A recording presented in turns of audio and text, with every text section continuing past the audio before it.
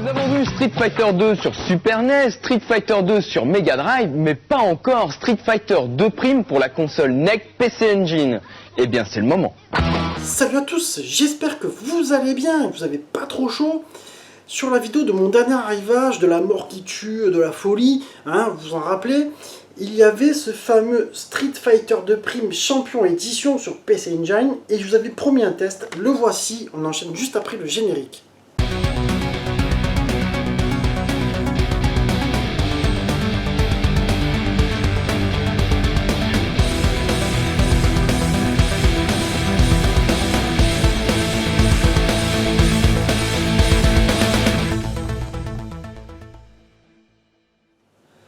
Avec ce fameux Street Fighter 2 Prime Champion Edition, j'ai une petite anecdote, une petite histoire à vous raconter. En fait, je pense que ça se passe en fin d'année 2010, si je dis pas de bêtises. Mon pote Farid était parti en voyage au Japon et je lui avais dit essaye de me trouver une console, me trouver une PC Engine. Et en fait, il m'avait trouvé à cette époque une Core Graphics, donc il m'avait ramené et je n'avais pas de jeu. Donc le jour où il est revenu avec, j'avais dit prends quelques jeux avec toi, comme ça on la teste. Et il avait pris ce fameux Street Fighter 2 Prime qu'on avait mis. C'est vrai qu'à l'époque j'avais trouvé ça pas mal et tout ça, mais je crois que j'avais pas mesuré en fait l'ampleur de cet exploit. Parce que franchement, quand tu prends cette version là de ce Street Fighter 2 Prime et que tu prends la version Mega Drive, tu te dis quand même il y a un truc de dingue parce que la PC Engine, elle date de 1987. Ce fameux Street Fighter 2 est sorti en fin de vie de cette console. Nous, on a connu Street Fighter 2 sur des nouvelles générations de consoles, c'est-à-dire Mega Drive et Super Nintendo. Et franchement, quand tu vois cette version-là, je trouve qu'elle est largement comparable à ces machines-là. Et surtout qu'à savoir que, de ce qu'on dit, la PC Engine n'est pas une vraie 16 bits, c'est un peu une 8 16 bits. Alors, j'ai jamais trop compris l'histoire, enfin, je crois qu'il y a 2 pros, etc. Enfin, moi, je suis pas assez bon dans la technique, et de toute façon, tu vas me l'expliquer 10 fois, et à chaque fois, je vais te répéter la même chose, c'est une 8 16 bits, et je n'ai pas compris. Donc, je me suis dit, il fallait vous faire quand même un test de cette version qui est sortie le 12 juin 1992. Et donc, nous, à cette époque, moi, je me rappelle avoir testé la version Super Nintendo chez mon pote Francis, qui venait d'avoir la console, et moi, je l'avais pas encore eu, j'étais en folie. Et donc, je vais te proposer de passer directement au test, en fait. Alors, à savoir que jeuxvideo.com, il avait mis 18,7 sur 20. Donc tu vois vraiment la note de ouf. Graphiquement, c'est vrai qu'il est assez quand même impressionnant. Il y a quand même des petits compromis, j'ai l'impression par-ci et par-là, mais il peut vraiment se comparer à la version Mega Drive, puisque la version Mega Drive est la version Prime, on va parler de celle-là. La version Super Nintendo, c'est la version Turbo, est un petit peu différente. Mais honnêtement, c'est assez hallucinant de voir cette finesse dans les graphismes. Je trouve que ça a été super bien porté. C'est assez... c'est un jeu qu'on connaît bien, tu vois. Moi, je l'ai vachement poncé. Je l'ai poncé aussi sur la SNES Mini quand elle est ressortie avec les potes. Et là, quand tu rejoues sur cette version-là, tu te dis, ouais, quand même, franchement, graphiquement, moi, je trouve que c'est pour l'exploit, pour la prouesse technique, ça mérite un 19 sur 20. Parce qu'à savoir que ce jeu-là, il ne marche pas avec une arcade card ou je sais pas quoi. C'est juste une cartouche qui va dans la console, il n'y a pas d'add-on, tu vois, il n'y a pas de RAM ou ce genre de choses. Au niveau animation, eh ben, il est fluide pareil que sur la version Mega Drive, Super Nintendo, il n'y a pas de souci.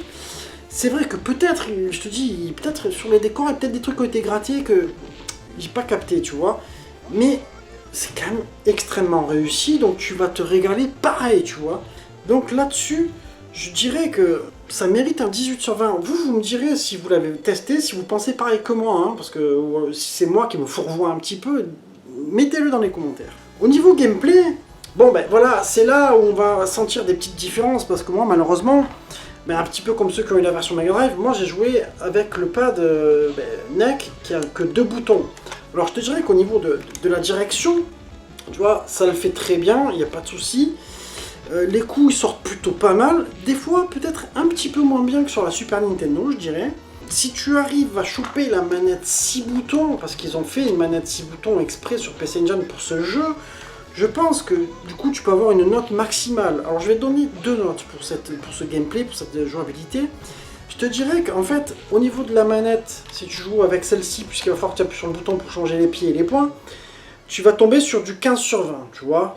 Après, moi je l'ai fini avec cette manette et j'ai perdu qu'un continu.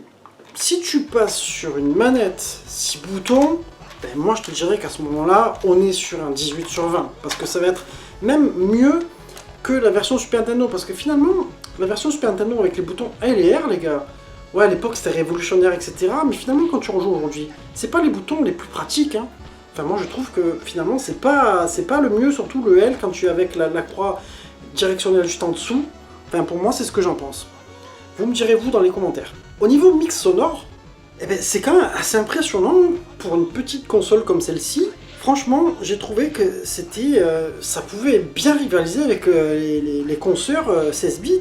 Alors moi, j'ai fait un petit top là, j'ai fait un petit classement. Pour moi, au niveau sonore, la meilleure version, c'est la version Super Nintendo. Et en dessous, je vais mettre PC Engine et Mega Drive, tu vois. Moi, je les trouve qu'elles rivalisent bien ensemble. Surtout que sur cette version-là, moi, de ce que j'ai vu au niveau des thèmes, ils sont restés à l'identique. Sur Mega Drive, moi, je me rappelle qu'à un moment donné, le thème de Dalsim, il y a eu un problème. Il y a une note qui a changé, il y a des choses qui ont changé. Donc, tu vois, je vais mettre une très bonne note, puisque c'est quand même, là aussi, un exploit. Je vais mettre un 18 sur 20. Au niveau de durée de vie, eh ben bon, voilà, après, c'est un petit peu compliqué de parler de durée de vie sur ce jeu-là, parce qu'en fait, ça va être un petit peu chacun sa nostalgie. C'est vrai qu'on aurait peut-être tous tendance à revenir sur des versions de Super Nintendo, parce que c'est des versions, pour cette version-là, pour le Street Fighter 2, on prendra le turbo, parce qu'il va plus vite, etc. Mais, admettons si on devait revenir sur un Street Fighter 2 plus ancien, tu vois, sur le World Warrior, sur le Prime de la Mega Drive, et sur celui-ci. Mais moi, je t'avoue, je serais beaucoup tenté de rejouer à celui-ci. Franchement, j'aimerais beaucoup me choper une manette 6 boutons, et je pense que c'est un jeu sur lequel je reviendrai, mais rien que pour le trip, parce que quand tu vois comme il est bien fait, franchement, c'est un truc de dingue. Donc, bon, on va mettre une note moyenne qui ira à tous les Street Fighter 2, c'est-à-dire une 17 sur 20 de durée de vie, parce que c'est un jeu que tu joues toujours, et qu'en soirée, il fera toujours le feu de tous les poteaux. En verdict, moi, je vous avais dit que jeuxvideo.com lui avait mis 18,7 sur 20, donc c'est une méga note. Mais moi, j'arrive pas aussi haut, quand je fais la moyenne de mes notes, j'arrive à un 18 sur 20. Alors après, je sais pas si eux faisaient des moyennes comme moi je fais, moi je prends mes notes, et je redivise par 5, etc. Tu vois, comme on le faisait à l'école. Donc pour moi, c'est vraiment une très belle version, c'est un portage qui est vraiment hallucinant, et qui malheureusement est arrivé trop tard sur cette machine, mais en même temps c'est le temps qui fait ça, c'est-à-dire que ben, cette machine-là avait déjà 5 ans, c'était des cycles de 5 ans ces machines, hein, les machines 8, 16 et 32 bits, finalement tu réfléchis, et c'est vrai que c'est quand même un jeu qui aurait pu faire vendre énormément cette console-là, s'ils avaient fait un pack, comme ils ont fait pour la Super Nintendo, pour la Mega Drive, etc. Vraiment, ça aurait pu être, comment on appelle ça, une killer app en fait, qui aurait fait encore plus vendre notre PC Engine, notre fameuse PC Engine en France, en Europe, aux États-Unis, de partout, quoi. Parce que vraiment, le Street Fighter 2, c'était un jeu qui nous a complètement hypé tous à cette époque. Enfin voilà, on arrive sur la fin de ma vidéo, j'espère qu'elle vous aura plu. Moi j'ai encore super chaud là, tu vois, ça fait plusieurs vidéos que j'enchaîne. Et en tout cas, je vous remercie d'être de plus en plus nombreux, toujours de me mettre plein de commentaires. Je vous embrasse tous et je vous dis à très bientôt. Ciao, ciao. Nous avons vu Street Fighter 2 sur Super NES, Street Fighter 2 sur Mega Drive, mais pas encore Street Fighter 2 Prime pour la console NEC PC Engine. Eh bien, c'est le moment.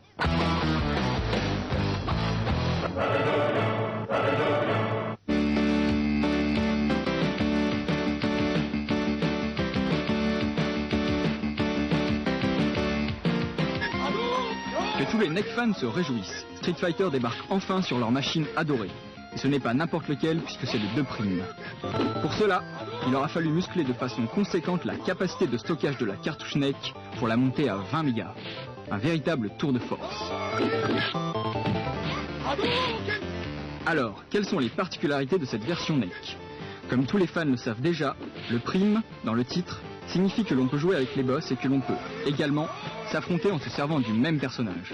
Que de jolis combats en perspective.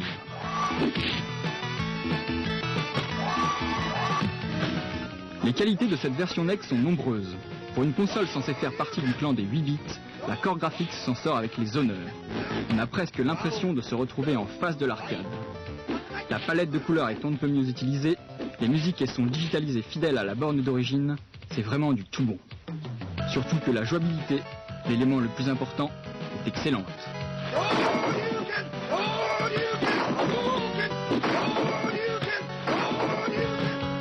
Bref, on se rend compte, une fois de plus, que la NEC possède d'énormes possibilités. Dommage que cette console soit mal distribuée et que le prix des jeux soit souvent prohibitif.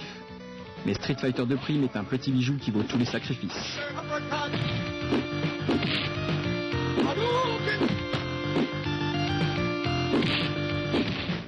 La note Télévisator, 96%.